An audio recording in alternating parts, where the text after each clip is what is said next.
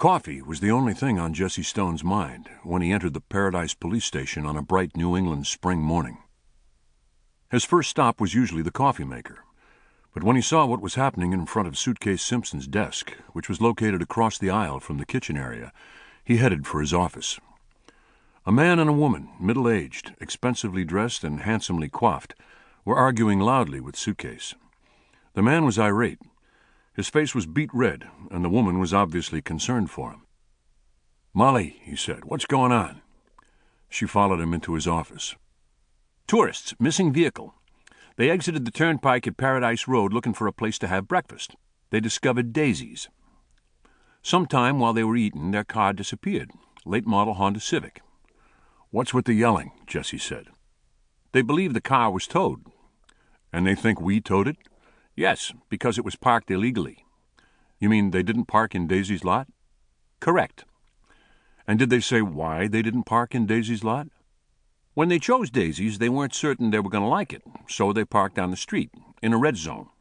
When they decided it was okay, they never went back to move the car." "And that's why they think it was towed?" "Yes." "Was it?" "Rich is checking on that as we speak." Jesse sighed. "Molly, can I ask you a question?" "Since when do you need permission to ask me a question?" she said. "May I have a cup of coffee, please?" "You may. There's some fresh." "I know. I can smell it." "Do you want me to wait here while you get it?" "I want you to get it for me." "You want me to get coffee for you?" "Yes." She gave him the look. "I don't want to have to deal with those people just yet," Jesse said. "Because?" "Because I'm the decider, and I have decided that I don't want to deal with those people just yet. Will you please get me a cup of coffee?" "You're going to owe me for this, Jesse," Molly said as she left the office.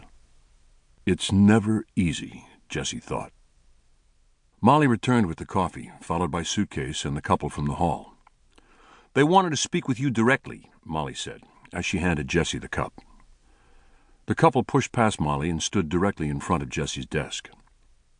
"What are you doing about our car?" the man said. "Jesse Stone," Jesse said. "I'm the chief of police here." "Norman Steinberg," the man said. "My wife, Linda. We want to know what you're doing about our car." "Suit," Jesse said. "What have we learned from Bauer?" "He's at Smitty's towing now, Jesse," Suitcase said. "And?" "He hasn't located it." "You mean it's not there?" "Looks like it, Jesse." "Could it be possible that the car was stolen?" Jesse said. The phone rang and Molly answered it. "It's Bauer," she said to Jesse. "He wants to talk to you." Jesse picked up the phone. "What do we got, Rich?" he said. "We got a problem, Skipper," Bauer said. "Not only is the Steinberg Honda not at Smitty's, but there's a woman here looking for her car, claiming that it, too, has gone missing. And the funny part is, her car is also a Honda." When things had finally calmed down and the Steinbergs had been taken to Paradise Car Rental, Jesse sat quietly, thinking. Today was moving day for him. He had finally acted on his wish to move out of the condo where he'd lived since coming to Paradise. He had rented it when he first arrived, when his future was uncertain. Despite its view of the harbor, it was basically a utilitarian space that had served his needs at the time. But as the years went by and his position in Paradise became more secure, he began to yearn for something more suited to his personality and his desire for privacy. It was Captain Healy, the state homicide commander and a resident of Paradise, who had called Jesse's attention to the small house situated on an inlet not far from Paradise Cove. It was 2 stories, barely more than a cottage, positioned on a bluff overlooking the bay.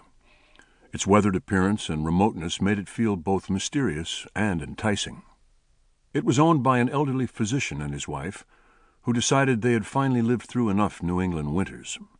They were moving to Florida to be near their children and grandchildren and away from the cold. To keep listening to this audiobook, I've left you a link in the description so you can do it, at no cost thanks to Audible's 30-day free trial.